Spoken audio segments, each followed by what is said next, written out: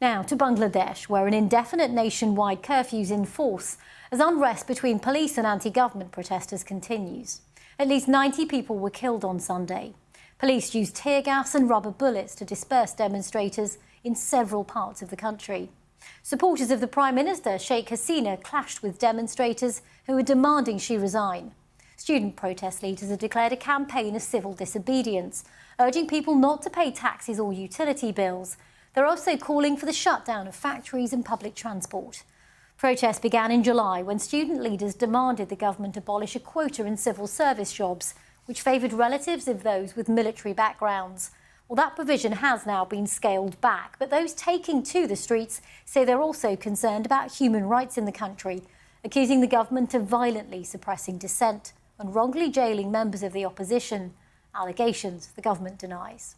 I've been speaking to DC-based Bangladeshi journalist Mushfiqul Faisal Ansari, who also served as the Assistant Press Secretary to Bangladesh's former Prime Minister Khalida Zia, the chair of the opposition Bangladesh Nationalist Party. What are the wider concerns that people have in Bangladesh? Why else are people taking to the streets? So they don't rely on Prime Minister's remarks and comment, because always when Prime Minister declaring something, she is not maintaining, or she is not keeping her words.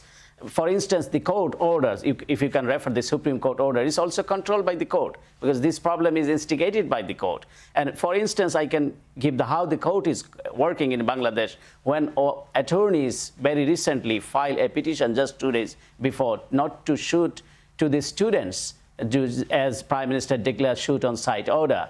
But the court denied to accept this. That means this courts is given order to shoot to the students and protesters. This is how our courts works in Bangladesh. And just to explain to people who aren't familiar with the politics of Bangladesh in a more simple way, perhaps, I've reported from Bangladesh, I've spoken to people who accuse the government of stifling free speech and cracking down violently, in some cases, on dissent.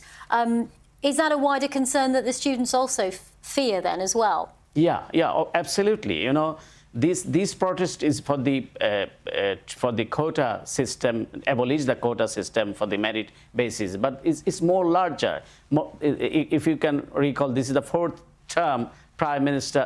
consecutive term Prime Minister is in power without any mandate. You know, the people are fighting for their rights, and whenever they are coming for their rights in the street, Prime Minister and her party treating them as criminal, as terrorists, this kind of rhetoric. But these students from the secular university, they are fighting for their rights to establish, their rights in the quota system. So now their demand is 1 point, because they don't rely the Prime Minister commitment, and she's broken all the time. Yeah. OK, just very briefly, if I may ask you, they are calling for Sheikh Hasina to resign. She won in an election earlier this year, although the opposition did not contest that election, so many debate the legitimacy of it.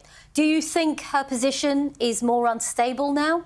Of course, because the election is recognized as sham election. You know, and international community, they rejected this kind of election, not non-participatory, and it's a sham election. So obviously, and the 1 point the students demanding, obviously she has to resign. This is the only solution. And in our country, we have that experience, the non-party caretaker government system. They are in these circumstances, they are coming to this, and they're taking the responsibility. So students are demanding now, all kind of people are demanding 1 point, and internet shutdown in Bangladesh.